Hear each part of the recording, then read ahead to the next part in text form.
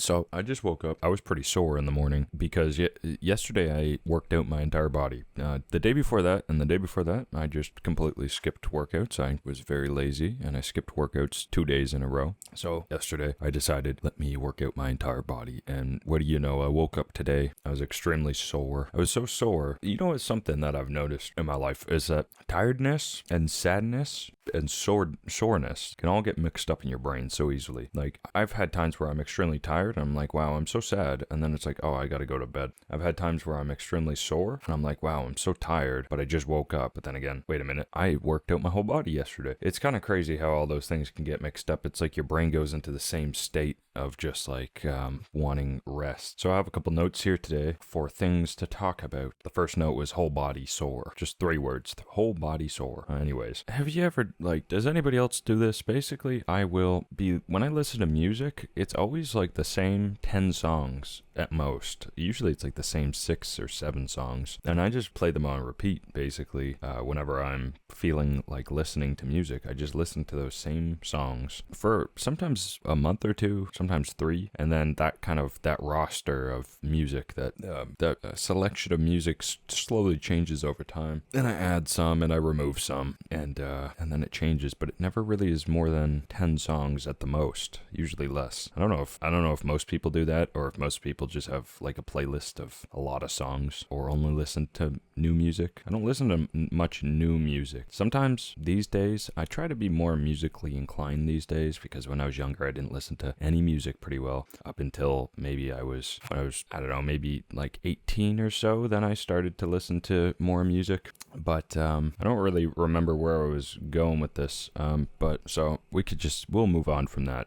Something about, anyways, we'll move on from that. I've noticed that replying to comments is kind of a little bit of an anxiety-inducing thing on this channel.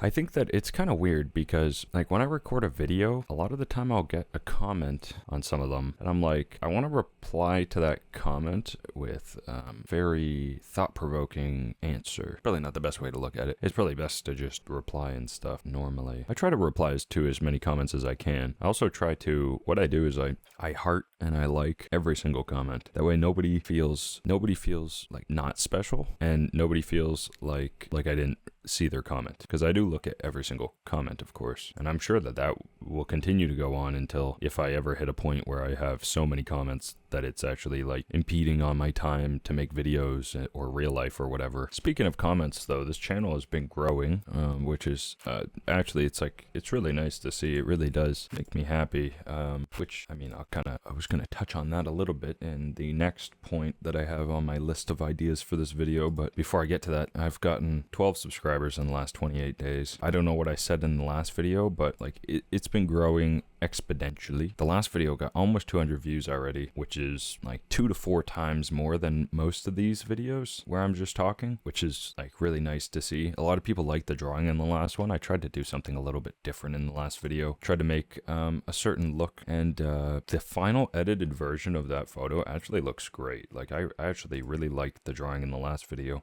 The drawing in this video, not sure what it's going to be yet. I'm sure it's good, as I usually say. But yeah, this channel has been growing, and the next point on my list here is therapeutic journaling and art. These videos are kind of like therapeutic journaling to a degree. Well, I feel like they are like journaling, and I feel like both the art and the video making is very therapeutic.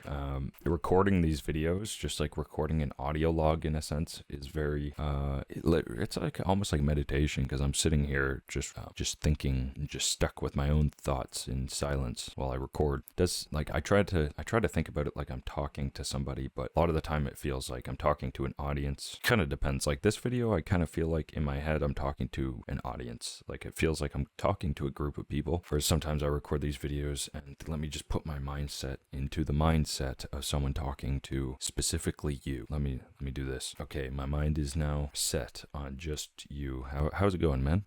Have you been enjoying the videos? That's good. Yeah, that's good. Yeah, something like that, you know? I don't know. I try to, before I do these videos, I try to clear my mind and try to just think like that I'm talking to a friend or something. I've considered just recording these videos by talking with a friend, background and then just removing my friend's audio from the conversation, which I honestly think that would lead to like one of these videos just having like a really good tone of voice. I think I'm almost out of ideas here to talk about. I have this iced tea here.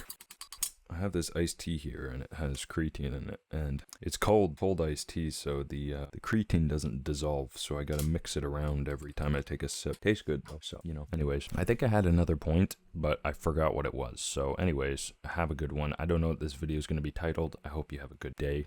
Yeah, take care.